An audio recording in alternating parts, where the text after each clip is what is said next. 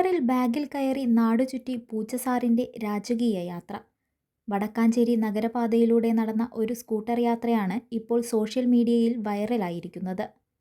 ഓമനപ്പൂച്ചയെ യാത്രയ്ക്കായി പ്രത്യേകമായി തയ്യാറാക്കിയ പുറത്തേക്ക് കാണാവുന്ന രീതിയിലുള്ള സുതാര്യമായ ബാഗിൽ വെച്ച് ബൈക്കിൽ കറങ്ങിയ യാത്രക്കാരുടെ ദൃശ്യങ്ങളാണ് ജനശ്രദ്ധ ആകർഷിച്ചത്. നഗരത്തിലൂടെ യാത്ര ചെയ്യുകയായിരുന്ന രണ്ടുപേരുടെ പിന്നിലെ ബാഗിലായിരുന്നു പൂച്ചസാർ വഴിനീളെയുള്ളവർക്കും കൗതുക കാഴ്ചയായി.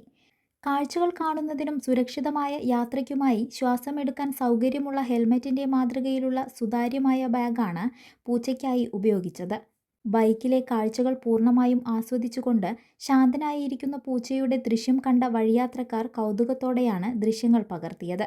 ഓമനമൃഗങ്ങളെ വാഹനങ്ങളിൽ കൊണ്ടുപോകുന്നതിലെ ശ്രദ്ധയും കരുതലും ഒപ്പം ഹെൽമറ്റുകൾ ധരിച്ചും റോഡ് സുരക്ഷാ നിയമങ്ങൾ പാലിക്കുന്നതിൻ്റെ പ്രാധാന്യവും ഈ യാത്രയിലൂടെ വാഹന ഉടമകൾ കാണിച്ചു എന്നതും പ്രത്യേകതയാണ്.